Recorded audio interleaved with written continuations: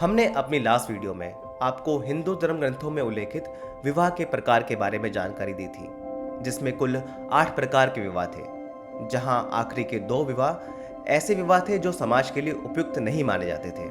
अगर आपने यह वीडियो अभी तक नहीं देखी है तो इसका लिंक डिस्क्रिप्शन में आपको मिल जाएगा। लेकिन ऐसा नहीं था कि ऐसे विवाह होते नहीं थे। क्या कुरुवंश के दिग्गज राजा दुष्यंत ने शकुंतला से पिशाच विवाह ही किया था? इस वीडियो को देखने के बाद आपको स्वयं ही अंत में पता चल जाएगा। चलिए इस वीडियो में हम आपको शकुंतला और दुष्यंत के मिलन, विवाह व उसके पश्चात कैसे शकुंतला के धैर्य व सूझबूझ से दुष्यंत को उसे व उसके पुत्र को अपनाने पर मजबूर कर दिया के बारे में डिटेल में जानकारी देंगे।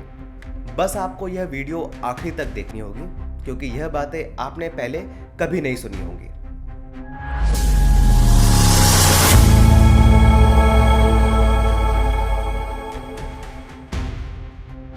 दुष्यंत नाम तो आपने किस्सों कहानियों में सुना ही होगा, जिनके पुत्र भरत के नाम पर हमारे देश का नाम भारत पड़ा था। एक बार की बात है जब दुष्यंत अपने सैनिकों के साथ अपनी राजधानी के पास घने जंगल में शिकार करने गए और शिकार का पीछा करते करते वह जंगल में बहुत दूर निकल गए और उनके सैनिक भी उनसे बिछड़ गए। दुष्यंत इतना आगे आ चुके थे कि वह रास्ता ही भूल गए थे। अब थके व हारे दुष्यंत उस घने जंगल में मनुष्य की खोज करने लगे।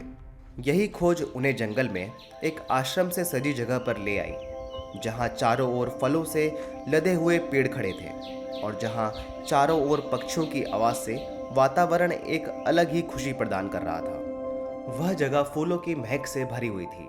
ऐसे वातावरण में ताजी ठंडी हवा के झोंके ने दुष्यंत की सारी थकान को पल भर में दूर कर दिया था। जंगल का यह आश्रम से सजा हुआ हिस्सा मालिनी नदी के किनारे पर ही था। इसी हिस्से में दुष्यंत की नजर एक आश्रम पर पड़ी, जिसे देख दुष्यंत तुरंत पहचान गए कि यह महान ऋषि कण्व का आश्रम है और उनके मन में महान ऋषि कण्व के दर्शन करने की इच्छा हुई, जिस कारण दुष्यंत ने अपने राजसीपन को दर्शाने वाले चिन्ह को व आभूषणों को उतार दिया और एक साधारण नागरिक की वेशभूषा धारण की और आश्रम में प्रवेश किया, ताकि आसपास के लोग उन्हें ना पहचान सके। ऋषि कर्ण के आश्रम में प्रवेश करते ही दुष्यंत ने उनके छात्रों को देखा, जो कुछ ऋषियों के साथ मिलकर सामवेद के मंत्रों का उच्चारण कर रहे थे। वहां कुछ अन्य ऋषि यज्ञ व अनुष्ठान में व्यस्त दिखाई पड़ रहे थे, लेकिन जिनके दर्शन की अभिलाषा दुष्यंत को आश्रम में लाई थी, वह ऋषि कण्व कहीं नजर नहीं आ रहे थे। जिसके बाद वह थोड़ा और अंदर गए और जोर से आवाज लगाकर पूछा कि वहां कोई है।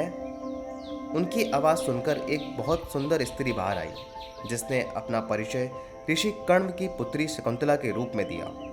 जिसके बाद हैरानी से दुष्यंत ने शकुंतला से कहा कि जहां तक मैं जानता हूं कि ऋषि कण्व तो आजीवन से ब्रह्मचारी रहे हैं, तो तुम उनकी पुत्री कैसे हो सकती हो? जिसके पश्चात उस सुंदर स्त्री ने कहा कि मैं आपको बताती हूँ कि ऋषि कण्व मेरे पिता कैसे हैं, जो कि मैंने भी स्वयं उन्हीं के मुख से इस बात को सुना था। एक बार जब ऋषि विश्वामित्र कठोर तपस्या में लीन थे, तो उनकी तपस्या की कठोरता को देखकर देवताओं के राजा इंद्र को असुरक्षित महसूस होने लगा और इंद्र ने सोचा कि अगर विश्वामित्र अपने इस संकल्प में सफल हो जाते हैं तो वह इंद्र से भी ज्यादा शक्तिशाली हो जाएंगे। तो इसीलिए इंद्र ने विश्वामित्र का ध्यान भटकाने के लिए एक दिव्य अप्सरा मेनका को वहां भेजा, जहां ऋषि विश्वामित्र तपस्या कर रहे थे। ऋषि विश्वामित्र ने अपनी तपस्या से काफी शक्ति अर्जित की हुई थी, लेकिन अभी तक वह अपने क्रोध व इच्छा पर काबू नहीं रख पाते थे, जिसके चलते मेनका को देखने के पश्चात वह काम वासना से ग्रस्त हो गए और अपनी तपस्या भूलकर वह मेनका के सौंदर्य में व्यस्त हो गए, जिस कारण उनका संकल्प टूट गया। ऋषि विश्वामित्र और मेनका के मिलन से एक पुत्री का जन्म हुआ, लेकिन मेनका का पृथ्वी पर आने का उद्देश्य पूरा हो चुका था। अब उसे वापस देवलोक में जाना था, तो मेनका ने उस नवजात शिशु को मालिनी नदी के तट पर ही छोड़ दिया और वहां से चली गई, जहां इस नवजात शिशु की देखभाल एक पक्षियों के झुंड ने की थी। उस पक्षी का नाम था शकुंता, जिसके नाम पर ही उस नवजात शिशु का नाम शकुंतला पड़ा था। शकुंता पक्षियों का झुंड उस नवजात शिशु को जंगली जानवरों से बचाने के लिए अपने पंखों से ढक लिया करता था। अगले दिन ऋषि कण्व अपने नियमित स्नान और पूजा के लिए मालिनी नदी के तट पर पहुंचे तो उनकी नज़र शकुंतला पक्षियों के झुंड से घिरे उस नवजात शिशु पर पड़ी। ऋषि कण्व पक्षियों की भाषा समझने की क्षमता रखते थे, जिस कारण पक्षियों ने उन्हें इस शिशु के जन्म की कहानी को बताया।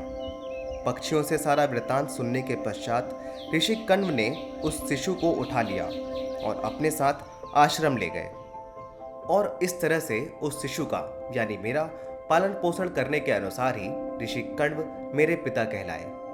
जब शकुंतला ने दुष्यंत को अपने जन्म और पालन पोषण का वृत्तांत सुनाया तो शकुंतला की बातों पर उन्हें विश्वास हो गया और उन्होंने सोचा कि यह पत्नी बनने के योग्य है, जिस कारण दुष्यंत ने शकुंतला के आगे विवाह का प्रस्ताव रख दिया और कहा कि तुम मुझसे विवाह करके मेरी पत्नी बन जाओ, जिसके बदले मैं तुम्हें अपना पूरा राज्य देने का वचन देता हूँ। लेकिन शकुंतला के लिए यह एक बहुत बड़ा निर्णय था, वो भी तब जब उसके पिता वहां पर उपस्थित ही नहीं थे। इसलिए शकुंतला ने दुष्यंत से आग्रह किया कि वह उसके पिता ऋषि कण्व के आने तक की प्रतीक्षा कर ले, क्योंकि वह उनके बिना अनुमति के यह विवाह नहीं करना चाहती थी। जिसके बाद दुष्यंत ने शकुंतला को शास्त्रों का स्मरण कराया और कहा कि हम अभी भी गंधर्व विवाह कर सकते हैं और शास्त्रों में ऐसे विवाह को श्रेष्ठ भी माना गया है।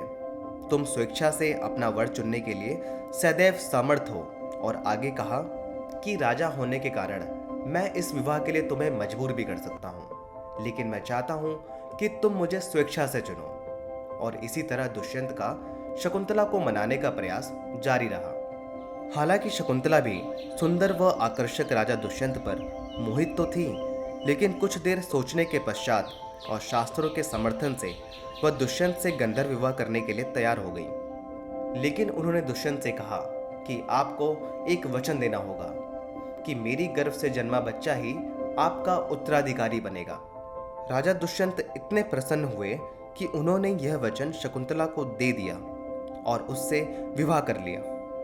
जिसके बाद दुष्यंत शकुंतला को आश्रम में यह कहकर अपने राज्य वापस चले गए कि मैं जल्द ही अपने सेना के साथ वापस तुम्हें लेने आऊंगा। उधर जैसे ही ऋषि कण्व को इस सत्य का ज्ञात हुआ तो वह बहुत प्रसन्न हुए और शकुंतला से कहा कि राजा दुष्यंत एक योग्य चुनाव है। अब शकुंतला अपने पिता के आश्रम में एक विवाहित पत्नी के नियमों से जीवन व्यतीत करने लगी और अपने पति राजा दुष्यंत की प्रतीक्षा करने लगी।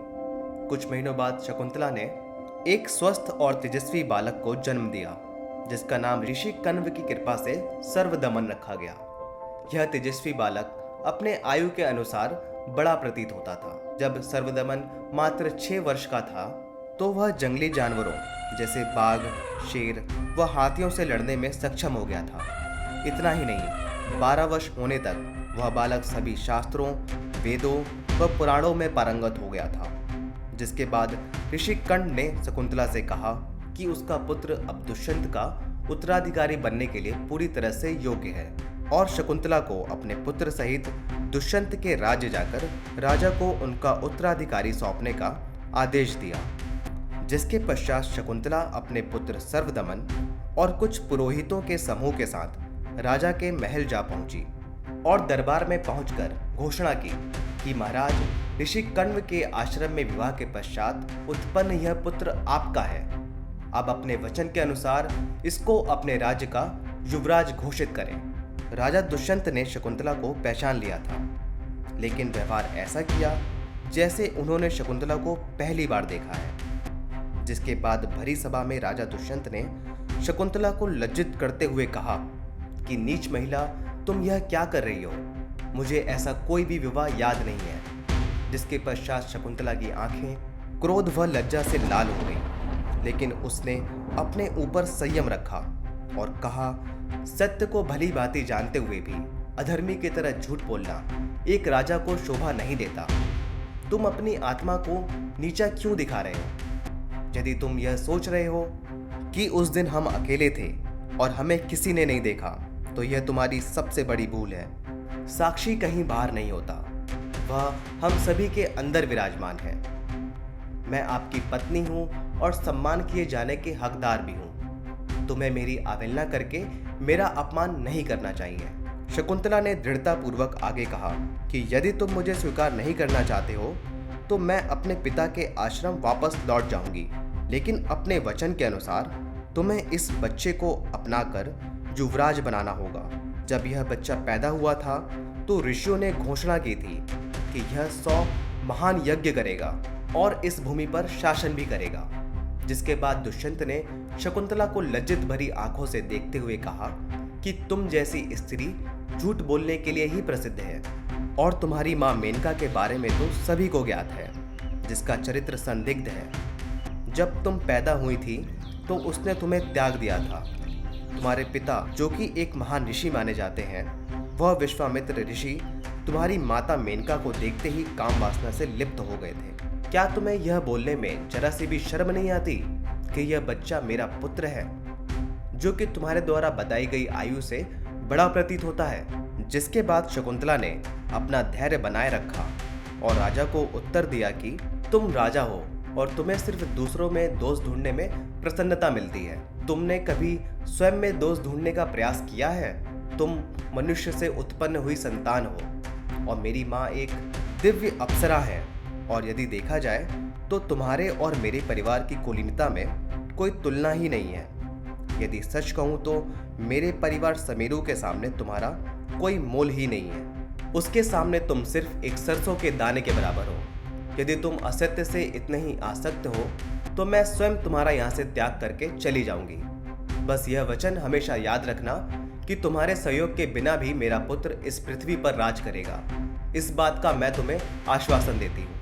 इतना कहकर शकुंतला राजा दुष्यंत के दरबार से जाने लगी, लेकिन तभी एक दिव्यवाणी पूरे दरबार में गूंज उठी और कहने लगी कि दुष्यंत, शकुंतला आपकी ही विवाहित पत्नी है और यह बालक भी आपका ही पुत्र है, जिस कारण इन्हें स्वीकार कर आपको अपने पुत्र का पालन पोषण का दायित्व अपने ऊपर लेना चाहिए। तुम्हारा यह पुत्र ही पूरे संसार में भरत के नाम से प्रसिद्ध होगा, जिसका पालन पोषण करने की सलाह हम सभी देवताओं ने दी है। यह दिव्यवाणी सुनकर दुष्यंत काफी प्रसन्न हो गए और अपने मंत्रियों और दरबारियों की तरफ देखते हुए बोले कि ये दोनों जब से यहाँ पे आए हैं तब से मैं इनकी पहचान से परिचित हूँ, लेकिन यदि मैंने शकुंतला और सर्वदमन को केवल वचनों के आधार पर स्वीकार कर लिया होता तो पूरे राज्य को उसकी वैधता पर संदेह होता। लेकिन अब मुझे आशा है कि किसी के मन में कोई संदेह नहीं रह जाएगा। ऐसा कहते हुए दुष्यंत ने शकुंतला और अपने पुत्र को स्वीकार कर लिया। कुछ समय बाद जब दुष्यंत ने राज्य त्याग दिया था तो भरत ही सिंहासन पर विराजमान हुए, जिसके बाद अपनी वीरता के कारण उन्होंने इस भूमि पर राज्य किया, जिस कारण उस भूमि का नाम भारतवर्ष पड़ा। महाभारत की कहानी भरत के वंशजों का ही इतिहास है। कुरु, शांतनु, भीष्म, धृतराष्ट्र, पांडु, कौरव व पांडव इसी गौरवशाली वंश से संबंधित है और शकुंतला ही इस भरत वंश की माता है। हम आशा करते हैं इस वीडियो में हर बार की तरह आपको कुछ नया ही जानने को मिला होगा। अगर आपको यह वीडियो पसंद आई है तो यह वीडियो अपने दोस्तों व परिवार के साथ अवश्य ही शेयर करें। लेकिन क्या आप जानते हैं कि हमारे हिंदू धर्म ग्रंथों में कितने प्रकार के विवाह होते थे और उनके सांस्कृतिक महत्व क्या थे? अगर नहीं तो इस वीडियो पे क्लिक करके जान सकते हैं। अगर आपने अभी तक हमारा चैनल सब्सक्राइब नहीं किया है तो प्लीज़ कर ले और बेल आइकन को प्रेस कर नोटिफिकेशन ऑन कर ले, जिससे आने वाली वीडियो आप तक आसानी से पहुंच जाए। धन्यवाद।